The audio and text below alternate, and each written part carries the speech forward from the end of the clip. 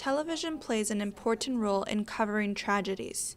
TV for many is an extension of the eye, available when needed to help feed one's curiosity. It's 1963. You're at home and your television is playing in the background.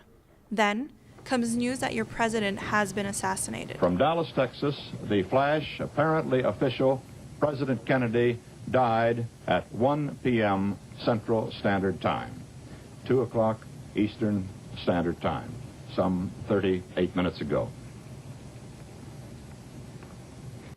John F. Kennedy was shot dead on November 22, 1963, in Dallas, Texas. John F. Kennedy's death shook the nation, and news coverage of the tragedy was essential in answering those lingering questions. Coverage of the president's funeral allowed the nation to grieve and find some closure.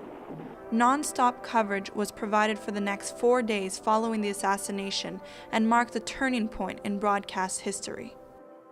Few will forget Jacqueline Kennedy this day. Transfigured by sorrow, she stands erect before the world's gaze and makes of her public ordeal an enduring testament of proud devotion. Americans were captivated and wanted answers. Answer an unspoken mandate. From near and far away, they come by foot or car or chartered bus or plane. A family from Michigan, students from Connecticut, a naval lieutenant from Kentucky. Fast forward nearly 4 decades to September 11, 2001, and again, television proved to be a powerful medium on hand to help people get through another tragedy. At this point, television wasn't new, yet people relied on it during 9/11 for information and to grieve collectively. 9/11 saw a nation come together. Images helped with that process. September 11th saw a surge in citizen journalism because many New Yorkers, in the midst of the chaos, captured their own footage of the attack, which they later shared with others.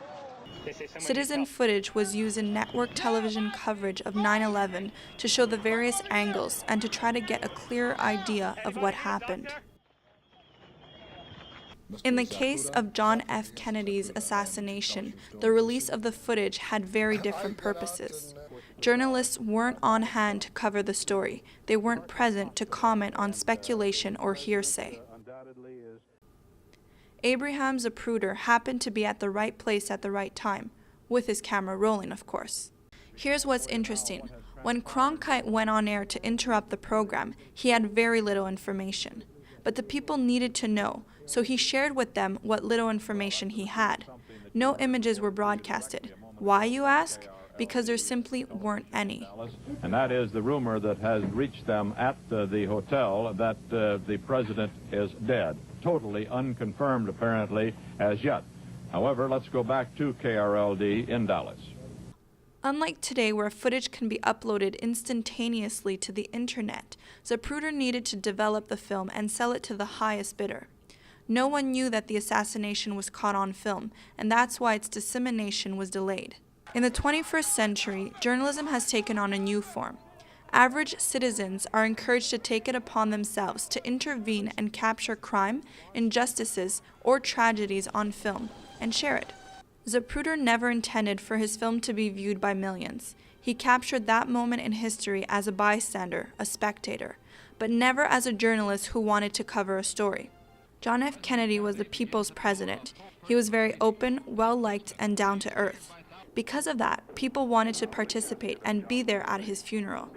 On average, American homes watch a little under 32 hours of coverage during the 4 days following his death. This need to participate and wave of patriotism was furthered because the funeral was happening live on television.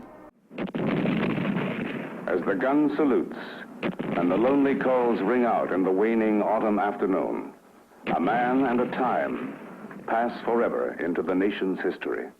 This sense of patriotism experienced in 1963 was reinforced in yet another moment in history. The attacks on September 11th were not simply attacks on the World Trade Center or the Pentagon, but on Americans' hearts.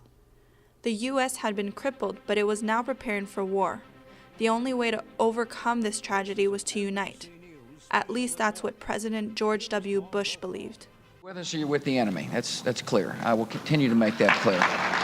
For both tragedies, news coverage played a role in shaping how the nation coped with what was happening and allowed Americans to create a united front.